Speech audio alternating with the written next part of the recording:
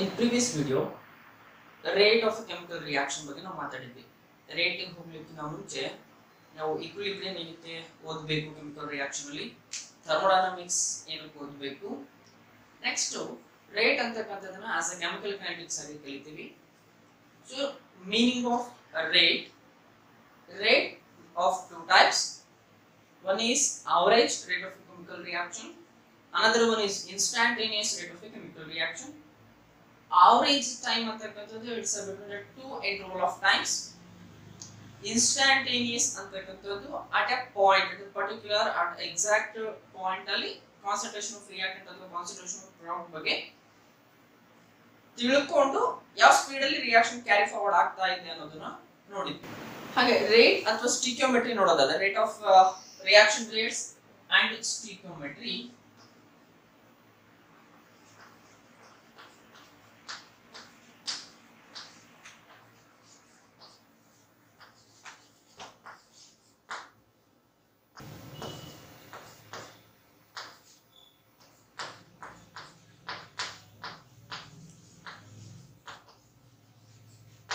So stoichiometry ಬಗ್ಗೆ ನೀವು first PUC ನಲ್ಲಿ ಕಲ್ತ್ಕೊಂಡ್ ಬಂದಿದ್ದೀರಿ.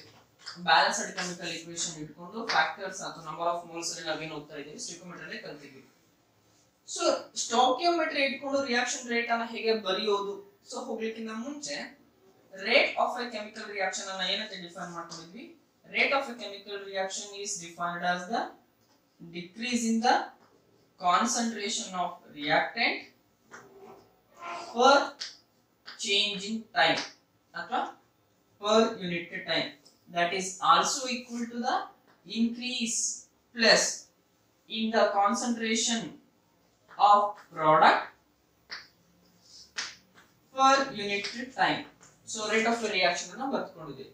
ಸೊ ಇದನ್ನ ಸ್ಟಿಕಿಯೋಮೆಟ್ರಿ ಕೆಮಿಕಲ್ ರಿಯಾಕ್ಷನ್ ಇದ್ದಾಗ ಹೇಗೆ ಬರೆಯೋದು ರೇಟ್ ಅನ್ನೋದಾದ್ರೆ, consider A chemical reaction A B gives rise to C and D, where small a, b, c, d represents stoichiometry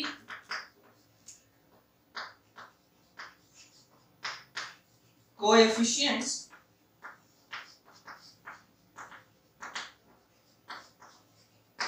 of reactants A, B and products C and D respectively.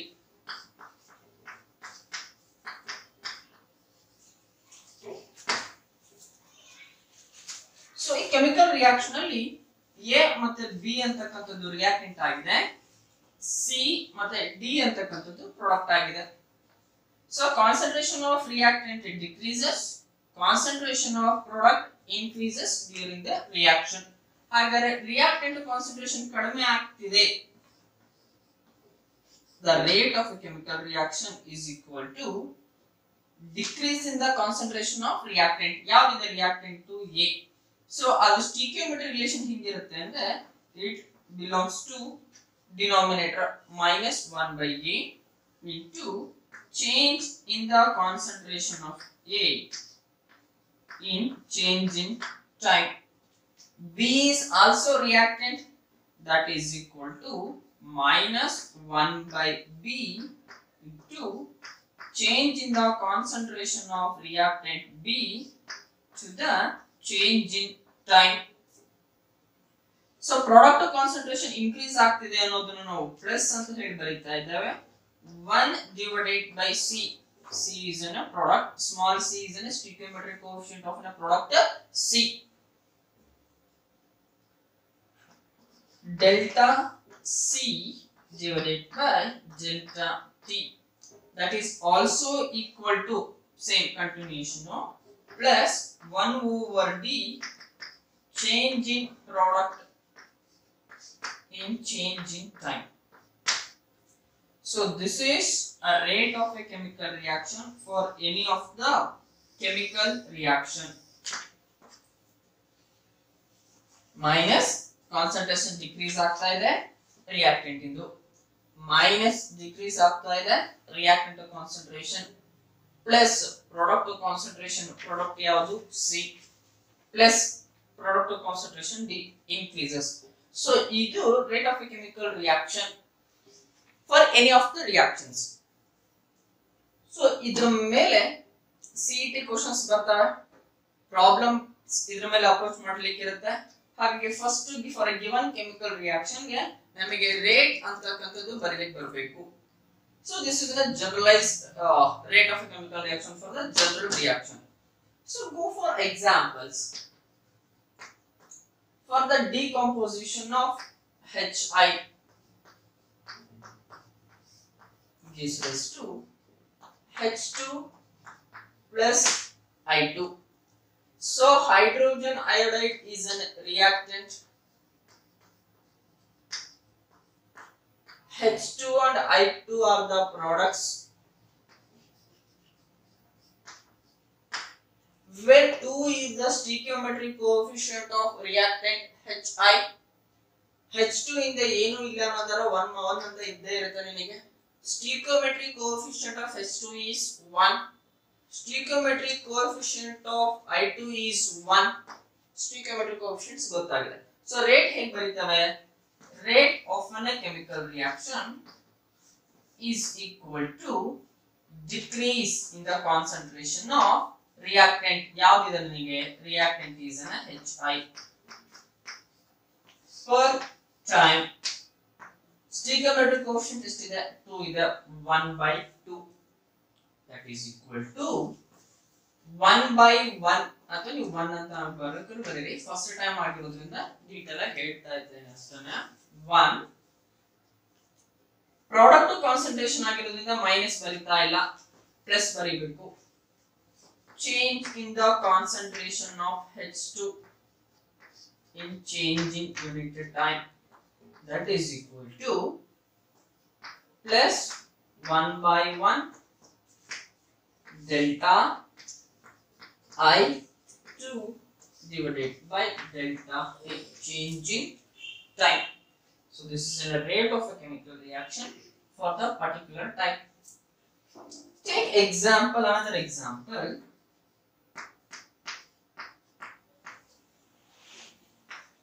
5 Br minus plus BrO3 minus plus 6H plus H plus stands for acidic medium resulting in 3Br2 plus 3 molecules of H2O. This is a given reaction. ಈ reaction ಗೆ rate ಅನ್ನು ಬರೆಯಬೇಕು ನೀನು rate change in the concentration of reactant and product reactant concentration change ಆಗ್ತಾ ಇದೆ nothing but ಕಡಿಮೆ ಆಗ್ತಾ ಇದೆ ಮೈನಸ್ ಪ್ರಾಡಕ್ಟ್ ಕಾನ್ಸಂಟ್ರೇಷನ್ ಜಾಸ್ತಿ ಆಗ್ತಾ ಇದೆ plus so on the basis of this example and generalised chemical equation ಇದನ್ನ ಟ್ರೈ ಮಾಡಿ ಬರೀಲಿಕ್ಕೆ ಕೆಮಿಕಲ್ ಈಕ್ವೇಷನ್ ಅನ್ನ ರೇಟ್ ಆಫ್ ಎ ರಿಯಾಕ್ಷನ್ ಅನ್ನ ಬರೀಬಹುದು ಅನ್ನೋದಾದ್ರೆ ಏನ್ ಬರೀಲಿಕ್ಕೆ ಆಗುತ್ತೆ So stoichiometric coefficient ಅನ್ನು first identify ಮಾಡಿ. This is reactant. ಈ reactant ಗೆ stoichiometric coefficient BrO3 ಗೆ stoichiometric coefficient 6 3 and 3 are the stoichiometric coefficient. First thing notice ಮಾಡಿ. ಅದರಲ್ಲಿ reactants ಯಾವ್ದಿದೆ arrow mark ಇಂದ ಇರೋದಲ್ಲ reactants Br minus BrO3 minus H plus are the reactants. Br2 and S2 are the products. So stoichiometric coefficient ಅನ್ನು ಹಿಂಗೆ ಬರೀತೀವಿ ನಾವು minus 1 divided by 5 change in the concentration of Br minus change in time that is equal to minus 1/1 change in the concentration of BrO3 minus divided by change in time that is equal to minus 1 divided by 6 delta change square bracket ಅಲ್ಲಿ ಬರೀತಾ ಇರೋದು concentration ಯಾವುದು concentration H plus in the concentration divided by delta T.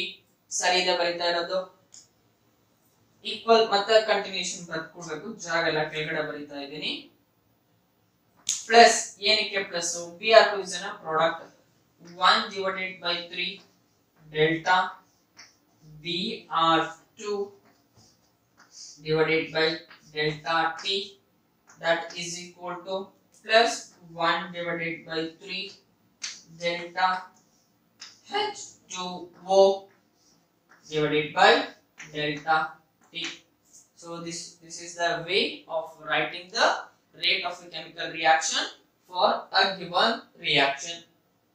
Next ಅಲ್ಲಿ concentration ಅಥವಾ temperature ಅಥವಾ pressure the factors which are influences the rate of a chemical reaction. then last ಅಲ್ಲಿ ನಿಮಗೆ just ಹಾಗೆ brief ಆಗಿ ಹೇಳಿದೆ ಅದನ್ನ ಸ್ವಲ್ಪ ಡೀಟೇಲ್ ಆಗಿ ಹೇಳ್ಬಿಟ್ಟು ಮುಂದೆ ಹೋಗ್ತಾನೆ the rate of a chemical reaction ಅಥವಾ factors which influence the rate of a chemical reactions.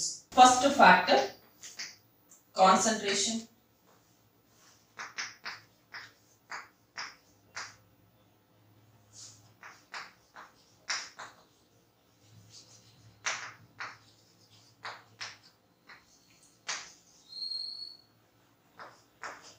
Rate of a chemical reaction is directly proportional to the concentration.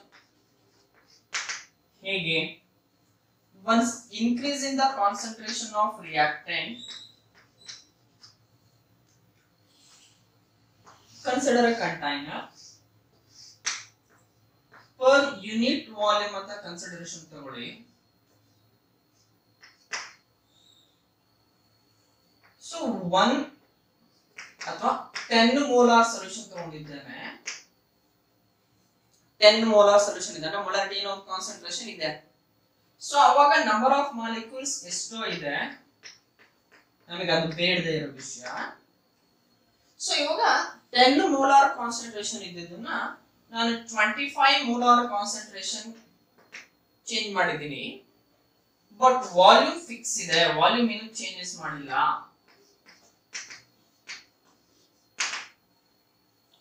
ಅಂದ್ರೆ ನಂಬರ್ ಆಫ್ ಸಾಲಿಡ್ ಪಾರ್ಟಿಕಲ್ಸ್ ಏನಾಗ್ತಿದೆ ನನಗೆ ಅಥವಾ number of reactant molecules ಏನಾಗ್ತಾ ಇದೆ 10 molar ಇದ್ದು 25 molarity ಬಂದಿದೆ ಅಂತಾರೆ ಸೇಮ್ ಯೂನಿಟ್ ವಾಲ್ಯೂಮ್ ಅಲ್ಲಿ number of reacting molecules constant is increases so increase ಆಗ್ತಿದೆ ಅಂತರ collision between the reactant molecules gives a product ಹಾಗಾದ್ರೆ number of collision ಜಾಸ್ತಿ ಆದ್ರೆ ಮಾತ್ರ ಪ್ರಾಡಕ್ಟ್ ಬರುತ್ತೆ number of collisions per second per unit volume ಜಾಸ್ತಿ ಮಾಡ್ತಾ ಇದೀವಿ ಹೀಗೆ by increasing the pressure increasing the concentration 10 molar to 25 molar concentration ಜಾಸ್ತಿ ಮಾಡಿದೀನಿ collision ಜಾಸ್ತಿ ಆಯ್ತು ಪ್ರಾಡಕ್ಟ್ ಜಾಸ್ತಿ ಬರ್ತಾ ಇದೆ nothing but rate ಜಾಸ್ತಿ ಆಗ್ತಾ ಇದೆ increasing the concentration of reactants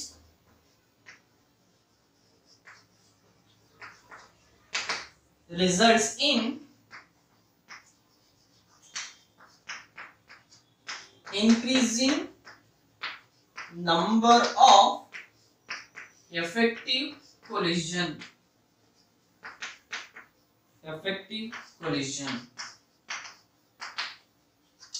ಹಾಗಾದ್ರೆ ಅದೇ ರಿಯಾಕ್ಟೆಂಟ್ ಕಾನ್ಸಂಟ್ರೇಷನ್ ಕಡಿಮೆ ಮಾಡ್ತಿದೀವಿ ಅಂದ್ರೆ ಏನಾಗುತ್ತೆ 10 molar ಬದಲು 5 molar ಯೂಸ್ ಮಾಡಿದೀನಿ ಅನ್ನೋದಾದ್ರೆ ಕಾನ್ಸಂಟ್ರೇಷನ್ ಕಡಿಮೆ ಮಾಡಿದೀನಿ ಅನ್ನೋದಾದ್ರೆ number of reacting molecules collide with each other is decreases nothing but the rate of reaction is also decreases ಹಾಗಾದ್ರೆ ಕಾನ್ಸಂಟ್ರೇಷನ್ ಅಂತಕ್ಕಂಥದ್ದು ರೇಟ್ ನ ಡಿಫರ್ ಮಾಡ್ತಾ ಇದೆ ಹೇಗೆ ಡಿಫರ್ ಮಾಡ್ತಾ ಇದೆ ಕಾನ್ಸಂಟ್ರೇಷನ್ ಜಾಸ್ತಿ ಆದ್ರೆ ರೇಟ್ ಆಫ್ ಕೆಮಿಕಲ್ ರಿಯಾಕ್ಷನ್ ಜಾಸ್ತಿ ಆಗ್ತಿದೆ ಕಾನ್ಸಂಟ್ರೇಷನ್ ಕಡಿಮೆ ಆಗಿದೆ ರೇಟ್ ಆಫ್ ಕೆಮಿಕಲ್ ರಿಯಾಕ್ಷನ್ ಕೂಡ ಕಡಿಮೆ ಆಗ್ತಾ ಇದೆ ಫಾರ್ ಅನ್ ಅಕ್ವಸ್ ಸೊಲ್ಯೂಷನ್ ಸಿಗಾದ್ರೆ ಅಕ್ವಸ್ ರಿಯಾಕ್ಷನ್ ಸಿಗಾದ್ರೆ suppose for an gaseous reaction ಸಿ ಕನ್ಸಿಡರ್ ಮಾಡ್ಕೊಳ್ತಿದ್ದೀರಿ ಅಂತಂದ್ರೆ instead of concentration you need to consider a pressure factor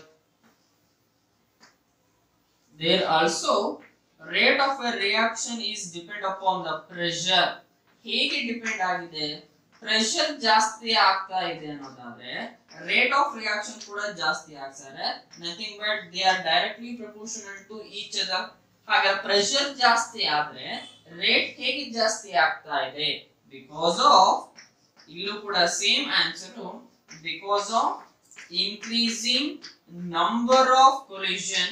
increasing number of collisions per second per unit volume. ಇಲ್ಲೂ ಕೂಡ collision ಜಾಸ್ತಿ ಆಗ್ತಾ ಇದೆ, ಪ್ರೋಟೀನ್ ಜಾಸ್ತಿ ಬರ್ತಾ ಇದೆ.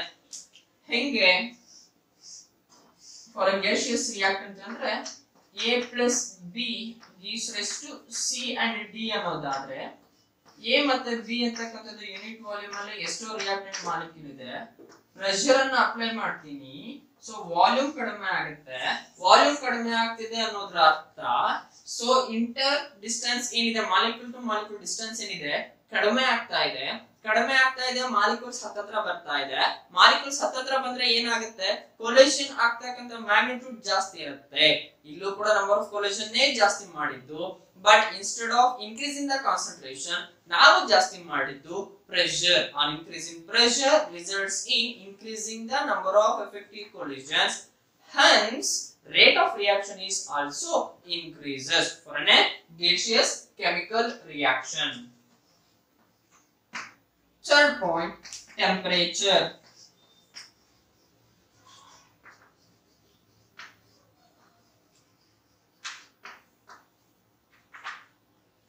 Rate of chemical reaction which is dependent on temperature.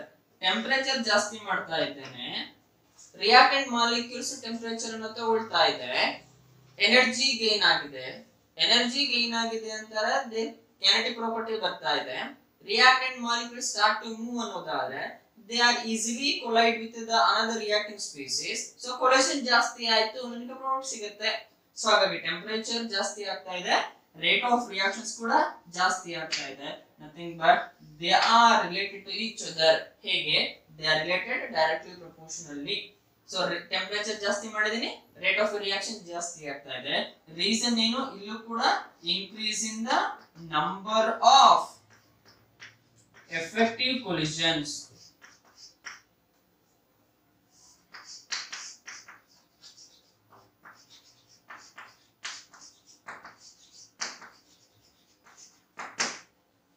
Fourth one, catalyst.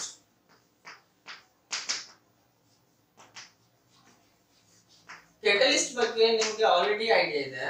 The substances which increases the rate of a chemical reaction or decreases the rate of a chemical reaction. So rate of a reaction ಹೋಗಲಿಕ್ಕಿಂತ ಮುಂಚೆ ನಿಮಗೆ catalyst ಬಗ್ಗೆ ಮಾತಾಡೋದಾದ್ರೆ, catalyst ಅಂತಕ್ಕಂಥದ್ದು reactant ಇಂದ product ಆಗಿ change ಆಗ್ತಾ ಇದೆ. So consume ಮಾಡ್ತಕ್ಕಂಥ time ಅನ್ನ ಒಂದು ಜಾಸ್ತಿ ಮಾಡಬಹುದು, ಇಲ್ಲ ಅದನ್ನ ಕಡಿಮೆ ಮಾಡಬಹುದು. So called catalyst. ಹೇಗೆ ಚೇಂಜಸ್ ಮಾಡ್ತಾ ಇದೆ catalyst ಅಂದ್ರೆ, rate of a chemical reaction ಅನ್ನ ಜಾಸ್ತಿ ಮಾಡ್ತಾ ಇದೆ, ಅಥವಾ rate is increases by adding the catalyst ಅನ್ನೋದಾದ್ರೆ, ಬೈ ಆಡಿಂಗ್ catalyst ಅನ್ನೋದಾದ್ರೆ that catalyst is called as a positive catalyst. So ಹಾಗಾದ್ರೆ ಪಾಸಿಟಿವ್ catalyst ಹೇಗೆ ರೇಟ್ ಆಫ್ ರಿಯಾಕ್ಷನ್ ಅನ್ನ ಜಾಸ್ತಿ ಮಾಡ್ತಾ ಇದೆ? By decreasing activation energy. Activation energy ನಾವು ಕೆಮಿಸ್ಟ್ರಿಯಲ್ಲಿ EA ಅಂತ ಬರೀತೇವೆ, ಅದು ಲಾಸ್ಟ್ ಅಲ್ಲಿ ಬರುತ್ತೆ, ಚಾಪ್ಟರ್ ಲಾಸ್ಟ್ ಅಲ್ಲಿ ಬರುತ್ತೆ. So EA stands for activation energy.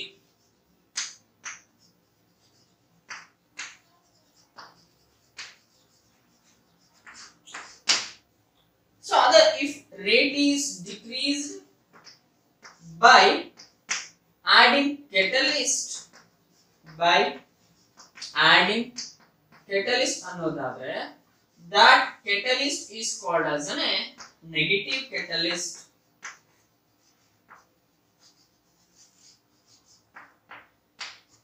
Negative catalyst ಹೇಗೆ ಕಡಿಮೆ ಮಾಡ್ತಾ ಇದೆ? by increasing the activation energy. EA activation energy ನ ಜಾಸ್ತಿ ಮಾಡ್ತಾ ಇದೆ. ಸೊ ಹಾಗಾಗಿ rate of a reaction is decreases. So ನಿಮಗೆ ಆಕ್ಟಿವೇಶನ್ ಬಗ್ಗೆ ಸ್ವಲ್ಪ ಸಣ್ಣದಾಗಿ ಐಡಿಯಾ ಕೊಡೋದಾದ್ರೆ, ಸೊ ನಾನು ಕಂಟೈನರ್ ಕನ್ಸಿಡರ್ ಮಾಡಿದ್ದೀನಿ, ರಿಯಾಕ್ಟಿಂಗ್ ಸ್ಪೀಸೀಸ್ ಇದೆ, ಅದಕ್ಕೆ ಅದರದೇ ಆದಂತಹ ಒಂದು ಎನರ್ಜಿ ಇದೆ. ಸೊ ಕೊಲಿಷನ್ ಆಗ್ತಾ ಇದೆ, ಪ್ರಾಡಕ್ಟ್ಸ್ ಬರುತ್ತೆ, ಇದು ಕಾನ್ಸೆಪ್ಟ್ ಅಲ್ವಾ? ಸೊ ಹಾಗಾದ್ರೆ ಕೊಲಿಷನ್ ಎಷ್ಟು ಮಟ್ಟಿಗೆ ಆಗ್ತಾ ಇದೆ ಅನ್ನೋದು ಪ್ರಾಡಕ್ಟ್ ಅನ್ನ ಎಷ್ಟು ಮಟ್ಟಿಗೆ ಬರ್ತಾ ಇದೆ ಅನ್ನೋದನ್ನ ಡಿಸೈಡ್ ಮಾಡುತ್ತೆ. ಸೊ ಹಾಗಾದ್ರೆ ಎನರ್ಜಿ ಇದೆ, ನಾನು ಟೆಂಪರೇಚರ್ ಅನ್ನ ಕೊಡ್ತಾ ಇದ್ದೀನಿ, ಸೊ ಅಷ್ಟು ರಿಯಾಕ್ಟಿಂಗ್ ಸ್ಪೀಸೀಸ್ ಎನರ್ಜಿನ ಅಬ್ಸರ್ವ್ ಮಾಡ್ತಾ ಇದೆ ನಾನು ಕೊಡ್ತಕ್ಕಂತ ಅಷ್ಟು ಎನರ್ಜಿನ ಸ್ಟಿಲ್ ದೇ ಆರ್ ಅಬ್ಸಾರ್ಬಿಂಗ್ ಅನ್ನೋದಾದ್ರೆ ಸೊ ಅವ್ರಿಗೆ ಎನರ್ಜಿ ಅವಶ್ಯಕತೆ ಜಾಸ್ತಿ ಇದೆ ಅಂತ ಹೇಳಿ. ಸೊ ನಾನು ಕೊಡ್ತಾ ಇರೋದನ್ನೆಲ್ಲ ಅದೇ ಅಬ್ಸರ್ವ್ ಮಾಡ್ಕೊಳ್ತಾ ಇದೆ, ಪ್ರಾಡಕ್ಟ್ ಕೊಡ್ತಾ ಇಲ್ಲ ಅನ್ನೋದ್ರ ಅರ್ಥ ಪ್ರಾಡಕ್ಟ್ ಕೊಡ್ಲಿಕ್ಕೆ ಬೇಕಾಗಿರ್ತಕ್ಕಂಥ ಮಿನಿಮಮ್ ಎನರ್ಜಿನ ನಾವು ಆಕ್ಟಿವೇಶನ್ ಎನರ್ಜಿ ಅಂತ ಹೇಳಿ ಕರ್ಕೊಂಡಿದ್ದೇವೆ. ಇನ್ನು ಆಕ್ಟಿವೇಶನ್ ಎನರ್ಜಿ ರೀಚೇ ಆಗ್ತಾ ಇಲ್ಲ, ಬರೀ ಅದೇ ಅಬ್ಸರ್ವ್ ಮಾಡ್ಕೊಳ್ತಾ ಇದೆ, ಪ್ರಾಡಕ್ಟ್ ಕೊಡ್ತಾ ಇಲ್ಲ ಅನ್ನೋದಾದ್ರೆ ಅರ್ಥ ಏನು? ರಿಯಾಕ್ಟೆಂಟ್ ಇದ್ದು ಪ್ರಾಡಕ್ಟ್ ಆಗಿ ಚೇಂಜ್ ಆಗ್ತಾ ಇಲ್ಲ, ಸ್ಟಿಲ್ ದೇ ನೀಡ್ ಎನರ್ಜಿ ಅಂತ. ಎನರ್ಜಿ ಸಪ್ಲೈ ಮಾಡುವಷ್ಟು ಟೈಮ್ ಏನಾಗ್ತಾ ಇದೆ, ನನಗೆ ರೇಟ್ ಅನ್ನೋದು ಕಡಿಮೆನೇ ಆಗ್ತಾ ಇದೆ. ಸೊ ಹಾಗಾಗಿ ಯಾವ ಕೆಟಲಿಸ್ಟ್ ಅನ್ನ ಆಡ್ ಮಾಡಿದ್ರೆ ಆಕ್ಟಿವೇಶನ್ ಎನರ್ಜಿ ಜಾಸ್ತಿ ಆಗುತ್ತೋ ಸೊ ಆ ತರದ ಕೆಟಲಿಸ್ಟ್ ಅನ್ನ ನೆಗೆಟಿವ್ ಕೆಟಲಿಸ್ಟ್ ಅಂತ ಹೇಳಿ ಕರೀತಾ ಇದ್ದೇವೆ. Those decreases the rate of a chemical reaction. Next second case ಮಾತಾಡೋದಾದ್ರೆ ರಿಯಾಕ್ಟಿಂಗ್ ಸ್ಪೀಸೀಸ್ ಇದೆ, ಅದರದೇ ಆದಂತ ಎನರ್ಜಿ ಫ್ಯಾಕ್ಟರ್ ಇದೆ, ಎನರ್ಜಿ ಕೊಟ್ಟಿದ್ದೇವೆ, ಎನರ್ಜಿ ಕೊಟ್ಟಿದ ತಕ್ಷಣ ಎನರ್ಜಿ ಅಬ್ಸರ್ವ್ ಮಾಡ್ಕೊಂಡು ಪ್ರಾಡಕ್ಟ್ ಕೊಟ್ಬಿಡುತ್ತೆ ಇಮಿಡಿಯೇಟ್ ಆಗಿ ಅಂತ ಆದ್ರೆ ಅದು ಪ್ರಾಡಕ್ಟ್ ಕೊಡ್ಲಿಕ್ಕೆ ಬೇಕಾಗಿರ್ತಕ್ಕಂತ ಎನರ್ಜಿ ಫ್ಯಾಕ್ಟರ್ ಸ್ವಲ್ಪ ಕಡಿಮೆ ಇತ್ತು, ನೀನ್ ಎನರ್ಜಿ ಕೊಟ್ಟೆ, ರೀಚ್ ಆಯ್ತು, ಪ್ರಾಡಕ್ಟ್ ಬರುತ್ತೆ ಅಂತ ಆದ್ರೆ ಸೊ ಅಷ್ಟು ಎನರ್ಜಿ ಕೊಟ್ಟಿದ್ದೀನಿ ಎಲ್ಲಿಂದ, ನೀನು ಥರ್ಮಲ್ ಎನರ್ಜಿ ಕೊಟ್ಟಿದ್ದೆ, ಅದನ್ನ ಅಬ್ಸರ್ವ್ ಮಾಡ್ಕೊಂಡಿದೆ. ಸೊ ಇಮಿಡಿಯೇಟ್ ಪ್ರಾಡಕ್ಟ್ ಕೊಡ್ತಾರ ಟೆಂಪರೇಚರ್ ಕೊಟ್ಟಿದ ತಕ್ಷಣ ಅಂತಾರೆ ಆಕ್ಟಿವೇಶನ್ ಎನರ್ಜಿ ಕಡಿಮೆ ಇದೆ. So energy of A reactant which become equal to its activation energy for given a product is less ಅನ್ನೋದಾದ್ರೆ ಎನರ್ಜಿ ಕೊಟ್ಟಿದ ತಕ್ಷಣ ಆಕ್ಟಿವೇಶನ್ ಎನರ್ಜಿ ರೀಚ್ ಆಯ್ತು ಅಂತಾರೆ, ಆಕ್ಟಿವೇಶನ್ ಎನರ್ಜಿ ಅನ್ನೋದು ಕಡಿಮೆ ಇದೆ, ಅದಕ್ಕೋಸ್ಕರ ಎನರ್ಜಿ ಕೊಟ್ಟಿದ ತಕ್ಷಣ ರಿಯಾಕ್ಟೆಂಟ್ ಇದ್ದು ಪ್ರಾಡಕ್ಟ್ ಆಗಿ ಚೇಂಜ್ ಆಗಿದೆ. Hence rate of reaction is increases. That catalyst is called as a positive catalyst. ಇದಕ್ಕೆ 2 or 3 ಮಾರ್ಕ್ಸ್ ಗೆ ಗ್ರಾಫ್ ಇದೆ, ಆ ಗ್ರಾಫ್ ಬೋರ್ಡ್ ಎಕ್ಸಾಮ್ಸ್ ಗೆ ಕೇಳ್ತಾರೆ. ಸೊ ಚಾಪ್ಟರ್ ಅಲ್ಲಿ ಇನ್ನೊಂದು ಕಡೆ ಬರುತ್ತೆ ನಮಗೆ ಆಕ್ಟಿವೇಶನ್ ಎನರ್ಜಿ ಅಂತ ಕ್ಲಿಯರ್ ಕಟ್ ಆಗಿ ಓದ್ತೇವೆ, ಇದ್ರ ಮೇಲೆ ಪ್ರಾಬ್ಲಮ್ ಇದೆ. ಸೊ ಅಲ್ಲಿ ನಿಮಗೆ ಡೀಟೇಲ್ ಆಗಿ ಮತ್ತೆ ಬರುತ್ತೆ, ಬಟ್ ಆದ್ರೂ ಇಲ್ಲೇ ಬ್ರೀಫ್ ಆಗಿ ಹೇಳಿದ್ದಾನೆ ಪಾಸಿಟಿವ್ ಕೆಟಲಿಸ್ಟ್ ಏನ್ ಮಾಡ್ತಾ ಇದೆ, ನೆಗೆಟಿವ್ ಕೆಟಲಿಸ್ಟ್ ಏನ್ ಮಾಡ್ತಾ ಇದೆ. ಪಾಸಿಟಿವ್ ಕೆಟಲಿಸ್ಟ್ ರೇಟ್ ಅನ್ನ ಜಾಸ್ತಿ ಮಾಡ್ತು by decreasing activation energy, negative catalyst rate of reaction ಅನ್ನ ಕಡಿಮೆ ಮಾಡಿದೆ ಬೈ ಇನ್ಕ್ರೀಸಿಂಗ್ ಆಕ್ಟಿವೇಶನ್ ಎನರ್ಜಿ. ಈ ಎರಡು ಪಾಯಿಂಟ್ ಕನ್ಕ್ಲೂಷನ್ ಪಾಯಿಂಟ್ ಅನ್ನ ತಲೆಯಲ್ಲಿ ಇಟ್ಕೊಳ್ಳಿ. ಸೊ ಮುಂದೆ ಕಾನ್ಸೆಪ್ಟ್ ಬಂದಾಗ ಹೇಳ್ತಾನೆ. ಸೊ ಹಾಗಾದ್ರೆ ರೇಟ್ ಆಫ್ ಕೆಮಿಕಲ್ ರಿಯಾಕ್ಷನ್ ಅಂತಕ್ಕಂಥದ್ದು ಕಾನ್ಸಂಟ್ರೇಷನ್ ಮೇಲೆ ಡಿಪೆಂಡ್ ಆಗಿದೆ. ಸೊ ಹಾಗಾದ್ರೆ dependence of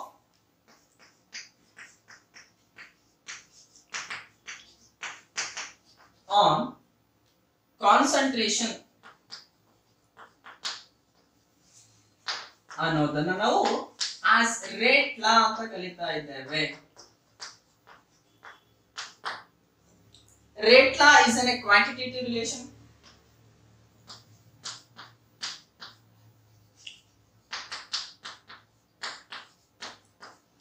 between rate of a chemical reaction and concentration of reactant. The rate law gives a relationship between rate of a chemical reaction as well as the concentration of a reactant. Raise it to the some power. Power ಅಲ್ಲಿ ನಾವು ಒಂದು value ನ ಬರಿತಾ ಇದ್ದೇವೆ. ಆ power ಅಲ್ಲಿ ಬರೆದಿರ್ತಕ್ಕಂತ value it may or may not equal to the stoichiometric coefficient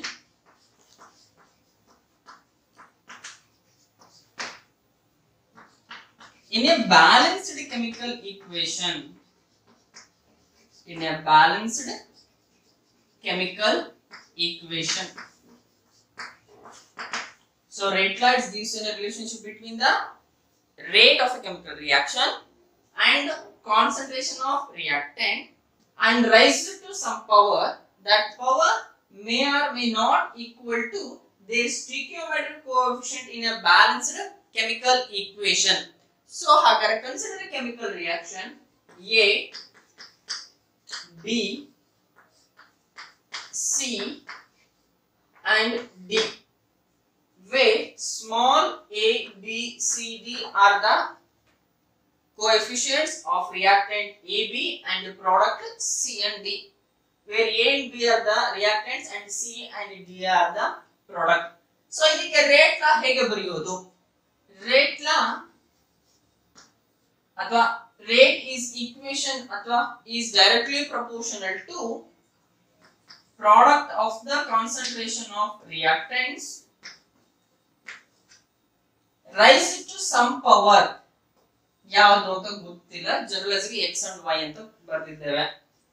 That power may or may not equal to the stoichiometric coefficient in a balanced chemical equation.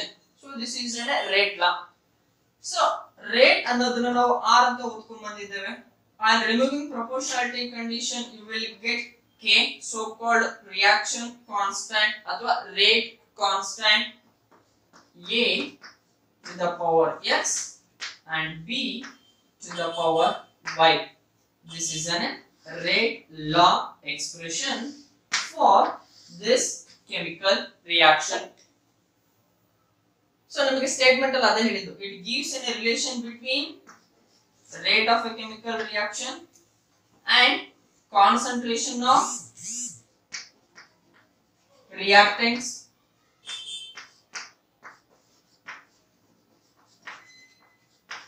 and also rate constant